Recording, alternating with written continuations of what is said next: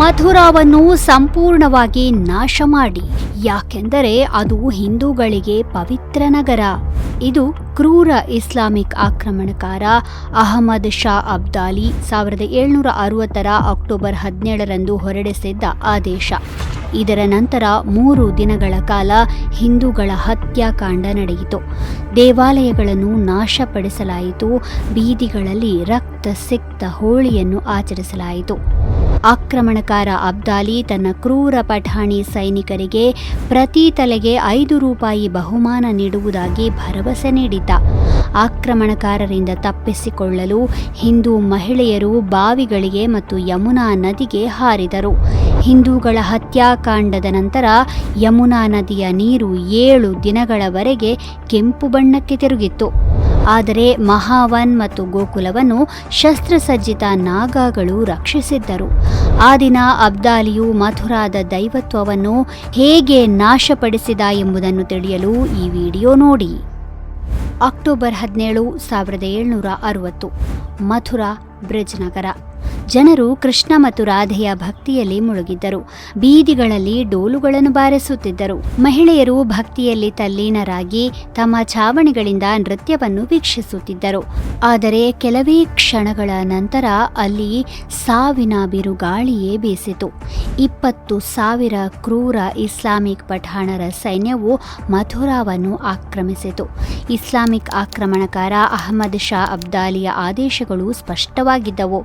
ಇದು ಪವಿತ್ರ ಹಿಂದೂ ನಗರ, ಇದನ್ನು ನೆಲಸಮಗೊಳಿಸಿ ಅಂತ. ಅಹಮದ್ ಶಾ ದುರಾನಿ ಎಂದು ಕರೆಯಲ್ಪಡುವ ಅಹಮದ್ ಶಾ ಅಬ್ದಾಲಿ ನಾದಿರ್ ಶಾನ ಮರಣದ ನಂತರ 1748ರಲ್ಲಿ ಅಫ್ಘಾನಿಸ್ತಾನದ ಆಡಳಿತಗಾರನಾದ. ಅವನು 1748ರಿಂದ 1758ರವರೆಗೆ ಹಲವಾರು ಬಾರಿ ಭಾರತವನ್ನು ಆಕ್ರಮಿಸಿದ. ಅವನ ಅತ್ಯಂತ ಮಹತ್ವದ ದಾಳಿ 1757ರಲ್ಲಿ ದೆಹಲಿಯ ಮೇಲೆ ನಡೆಯಿತು. ಅಲ್ಲಿ ಅವನು ಲೂಟಿ ಮಾಡಿದ್ದಲ್ಲದೆ ಜಾಟರು ಮತ್ತು ಮರಾಠರ ನಡುವಿನ ಸಂಘರ್ಷದ ಲಾಭವನ್ನು ಪಡೆದುಕೊಂಡು ಬ್ರಜ್ ಪ್ರದೇಶ, ಮಥುರಾ ಮತ್ತು ಆಗ್ರಾದ ಮೇಲೆ ದಾಳಿ ಮಾಡಿದ.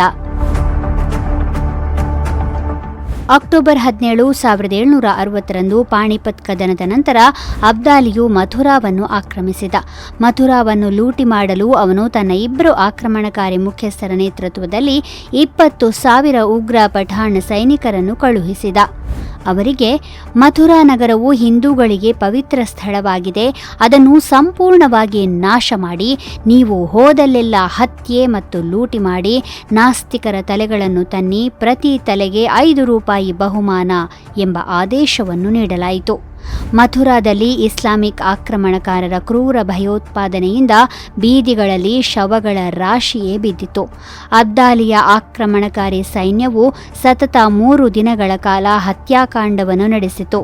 ದೇವಾಲಯಗಳನ್ನು ನಾಶಪಡಿಸಲಾಯಿತು, ಮನೆಗಳನ್ನು ಸುಡಲಾಯಿತು, ಮಹಿಳೆಯರನ್ನು ಬಲಾತ್ಕರಿಸಲಾಯಿತು ಮತ್ತು ಶವಗಳ ರಾಶಿಯನ್ನು ಬೀದಿಗಳಲ್ಲಿ ಹರಡಲಾಯಿತು. ಇದೆಲ್ಲ ನಡೆದಿದ್ದು ಸನಾತನಿಗಳು ಭಕ್ತಿಯಿಂದ ನೃತ್ಯ ಮಾಡುತ್ತಿದ್ದ ಸಮಯದಲ್ಲಿ. ಕ್ರೌರ್ಯಕ್ಕೆ ಸಾಕ್ಷಿ ಎಂಬಂತೆ ಯಮುನಾ ನದಿಯ ನೀರು 7 ದಿನಗಳವರೆಗೆ ಕೆಂಪು ಬಣ್ಣಕ್ಕೆ ತಿರುಗಿತ್ತು. ಶೀಟ್ಲಾ ಘಾಟ್ ಬಳಿಯ ಮಥುರಾ ದೇವಿ ದೇವಾಲಯದ ಗುಹೆಯಲ್ಲಿ ಅಡಗಿಕೊಂಡಿದ್ದವರನ್ನು ಇಸ್ಲಾಮಿಕ್ ಆಕ್ರಮಣಕಾರರು ಪತ್ತೆ ಮಾಡಿ ಕೊಂದರು. ಛಾಟಾ ಬಜಾರ್ನಲ್ಲಿ ಮಹಿಳೆಯರು ಮತ್ತು ಮಕ್ಕಳು ಸೇರಿದಂತೆ 100 ಜನರನ್ನು ಹತ್ಯೆ ಮಾಡಲಾಯಿತು ಮತ್ತು ಅವರ ಮನೆಗಳನ್ನು ಸುಟ್ಟು ಬೂದಿ ಮಾಡಲಾಯಿತು. ಇಂದಿಗೂ ಮಥುರಾದಲ್ಲಿರುವ ಕೆಂಪು ಕಲ್ಲಿನ ಗೋಪುರವು ಈ ಅನಾಗರಿಕತೆಯ ಕಥೆಯನ್ನು ಹೇಳುತ್ತದೆ. ಅಬ್ದಾಲಿಯ ಸೈನ್ಯವು ವೃಂದಾವನವನ್ನು ತಲುಪಿತು. ಅಲ್ಲಿ ಶವಗಳು ಎಲ್ಲೆಡೆ ರಾಶಿಯಾಗಿ ಬಿದ್ದಿದ್ದವು ಮತ್ತು ದುರ್ವಾಸನೆಯು ಉಸಿರಾಟವನ್ನೇ ಕಷ್ಟಕರವಾಗಿಸಿತ್ತು. ದೇವಾಲಯಗಳು ನಾಶವಾದವು. ನಂತರ ಅವನು ಮಹಾವನ್ ಮತ್ತು ಗೋಕುಲದ ಕಡೆಗೆ ಮುನ್ನಡೆದನು. ಆದರೆ ಶಸ್ತ್ರಸಜ್ಜಿತ ನಾಗ ಸಾಧುಗಳು ಅವನನ್ನು ಎದುರಿಸಿದರು. ಅದೇ ಸಮಯದಲ್ಲಿ ಸೈನ್ಯದಲ್ಲಿ ಕಾಲರ ಹರಡಿ ಅನೇಕ ಸೈನಿಕರನ್ನು ಕೊಂದಿತು. ಈ ದೈವಿಕ ಸಹಾಯವು ಗೋಕುಲವನ್ನು ಸಂಪೂರ್ಣವಾಗಿ ಲೂಟಿ ಮಾಡದಂತೆ ಉಳಿಸಿತು. ಮಥುರಾ, ವೃಂದಾವನ ಮತ್ತು ಸುತ್ತಮುತ್ತಲಿನ ಪ್ರದೇಶಗಳಲ್ಲಿ ಆಕ್ರಮಣಕಾರರು ಆಕ್ರಮಣಕಾರ ಅಬ್ದಾಲಿಯ ಸೈನ್ಯವು ಸುಮಾರು 12 ಕೋಟಿ ರೂಪಾಯಿ ಮೌಲ್ಯದ ಆಸ್ತಿಯನ್ನು ಲೂಟಿ ಮಾಡಿತು.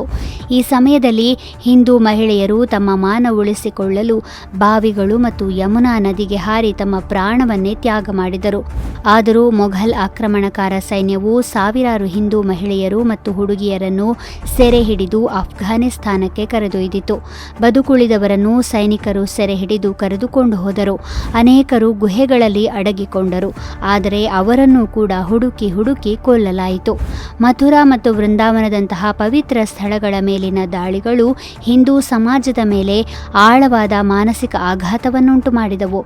ಆದಾಗ್ಯೂ ನಾಗಾ ಸಾಧುಗಳ ಶೌರ್ಯ ಮತ್ತು ದೈವಿಕ ಸಹಾಯದಿಂದ ಕೆಲವು ಪ್ರದೇಶಗಳನ್ನು ಲೂಟಿಯಿಂದ ರಕ್ಷಿಸಲಾಯಿತು.